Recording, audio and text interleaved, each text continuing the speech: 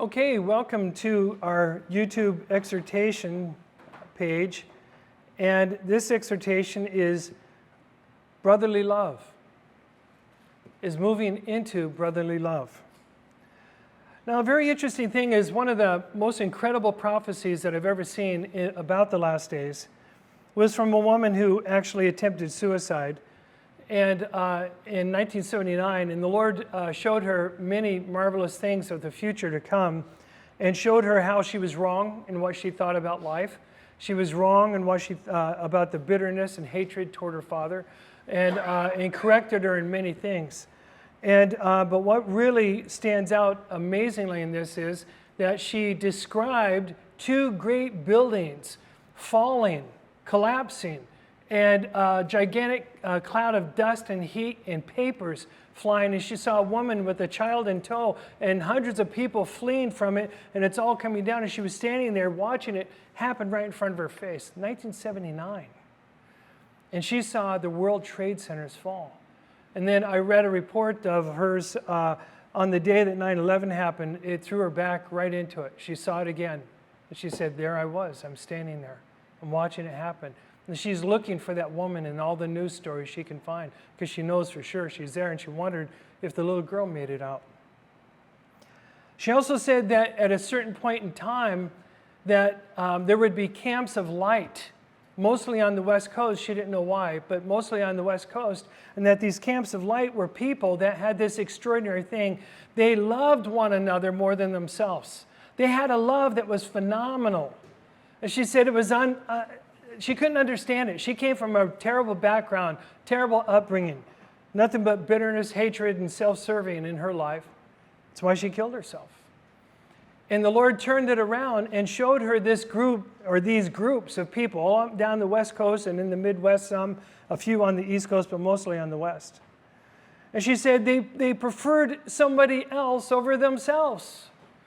If they had a scrap of bread and somebody else was crying out hungry, they'd give it. Because they had such incredible love for one another. And she's sitting there seeing this and going, I don't understand, I don't understand. All she knew was hatred, abuse, and self-serving, and all that goes with that. But the Lord showed her, no, in the end, there's going to be groups of people, and they're going to shine like lights in a dark world. So she nicknamed them the camps of light. The camps of light. She saw people preferring others over themselves. There's a church that's being built right now, and we could call it the church of the camp of lights. It's a bride church, and it's being built right now. Jesus said, they will know you're my disciples by your love for one another. There's a love that's coming, and it's not going to happen by osmosis. It happens because we have pulled weeds out of the gardens of our hearts, and we have planted seeds of dying to self, seeds of love. When Christ comes, before he knocks on the door of the heart and then reaches in and unlocks it, he looks through the lattice work to see the garden. He looks in the garden first. If that garden's not ready, he isn't going to knock on the door. It's only on the gardens that have prepared themselves. And when that group comes together, in Isaiah 66, it says it'll be like an army rising up in one day. It first talks about it as two brothers, or two groups of people represented by two brothers, like Esau and Jacob. Two brothers, one with the inheritance and one not. But the one with the inheritance will learn the love of God and will die to self and will become Israel. In the last days, that group of people will be known as the bride of Christ. The bride of Christ. Sarah knows them and saw them as camps of light. And here she was totally pagan. Absolutely pagan. Never raised in anything Christian, knew nothing about it. She had no morals because she wasn't raised with any morals. She knew nothing about it. All she knew was what you can get away with and what you can't. A lot like the world is today.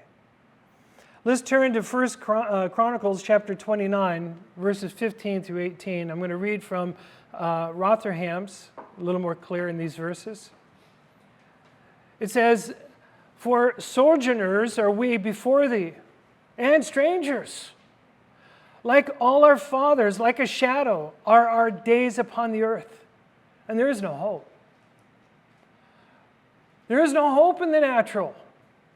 I know people that are selling their lives hoping to keep the material things of this life.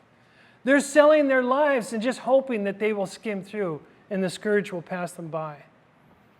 Verse 16, O Yahweh our God, all this abundance which we have prepared to build thee a house for thy holy name, out of thine own hand it is, and thine is the whole. So what he's saying is this, he's saying every good thing that we have ever gotten, every increase of our houses we have ever gotten is his. He gave it. Everything. He gave every increase. And so it's all his. It's all his. Verse 17, but I know, O my God, that thou art proving the heart, and with uprightness wilt thou be pleased. I, in the uprightness of my heart, have willingly offered all these things. Now, therefore, thy people who are found here have I seen with joy offering willingly unto thee. The God that was pleased with David and giving everything that he had is also very pleased with the people who came and gave everything that they had. Yeah, David had a lot more. But the woman with the mite, the penny, and she gave because that's all she had, was in just as high a place or higher. Because it's not the amount, it's the heart. And God sees our hearts. He sees everything in our hearts. He sees everything about us. Verse 18, O Yahweh, God of Abraham, Isaac, and Israel, our fathers. O guard this age abundantly as the devised purpose of the heart of thy people, and establish thou their heart unto thyself. So according to your heart, it will be established unto God. According to your heart and the free will offerings of your heart, it will be established unto God. And in the days ahead, it will serve you well.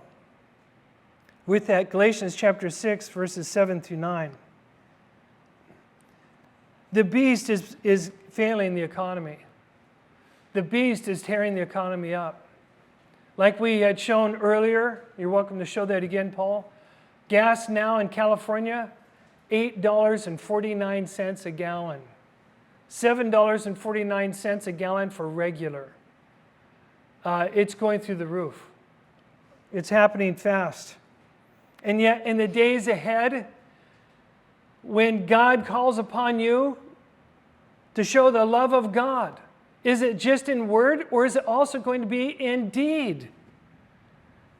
It needs to be in deed.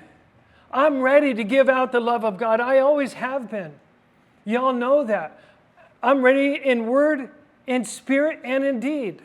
I'm not boasting of my own greatness. I'm not great. I'm a miserable failure. But I do know this. As God has sent needy, I have prayed for them. I have lifted them up. I have instructed if I can. And then in this old coat you've seen me wear for years, there's always a stash.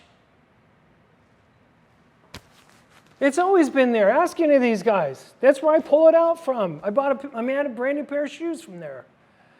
Because I'm ready in word and in deed to show the love of God. It has to be both. The government is devaluing the dollar. They're doing it on purpose. They've said for years, I've seen since the mid-'80s, they advertised it. Back then, they're going to devalue our economy. They're going to crash it so that a new thing can come. That's what they said. They said back in the mid-'80s, it's going to be there won't be any paper money. And now they're saying there won't be any plastic either. It's going to all be in your hand. And that's where it's going.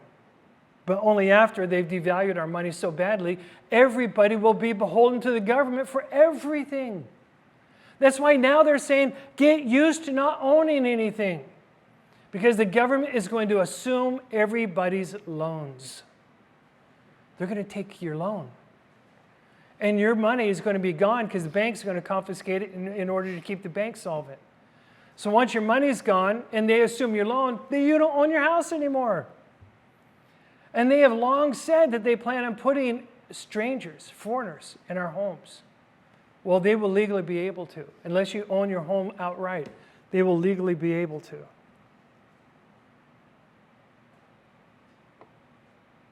What will we do in the day?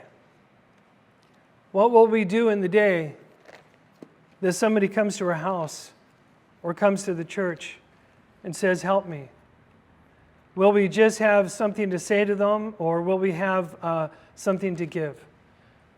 I've bought special emergency food just to give the needy. Just to give the needy. Because when money's nothing anymore, food will be everything. And I've got food ready. And it's not food that's no good. It's food that's super high in calories. It's really good. I paid a premium for it. And I have several buckets, and I plan on giving to people. I'm not saying that to boast in myself. I'm saying that to show you the way. Even as I'm going, go. Do better. Go further than me. 2 Corinthians chapter 8. I'm going to change now, and I'm going to go to Concordant Literal Version because it's much more clear.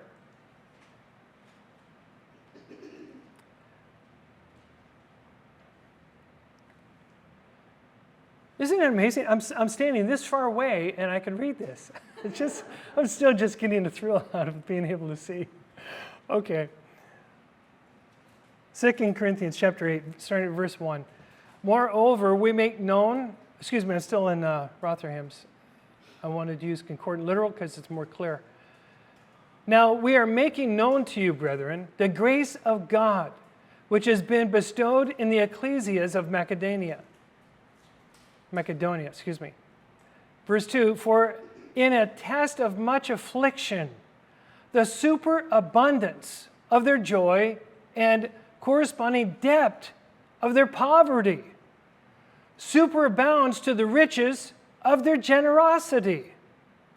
For according to their ability, I am testifying, and beyond their ability, of their own accord, with much entreaty, beseeching of us the grace and the fellowship of the service of the saints. And not according as we expect, but themselves they gave first to the Lord, and to us through the will of God. So what he's saying is this: these saints, they were so happy to come into salvation. They were so happy to come into the truth. They were so happy to have a plan of God in their lives, to have the presence of God in their lives. They were so thrilled that even though the church was in trouble, the church was in great need, they gave everything, though they were poor. They gave everything that they could, and then a little beyond. And then a little beyond. Isn't that amazing? They gave everything. And here they are in the rolls of the faithful. And we're reading about them to this day, 2,000 years later. They gave a free will offering for the sake of the saints. They begged Paul, they beseeched him, take it, please, for the saints and distribute it among the needy. Whatever the church needs, we'll give and we'll give. And they did. And Paul was commending them and lifting them up. This free will offering, brethren, was from a heart of love. And my point in this is this: our offering should be not from an obligation, not from just a fear. It should be from love. It should be from a heart of love. The bride will manifest that heart of love to the needy in the days ahead. All right, we'll see you on the next video. Lord bless.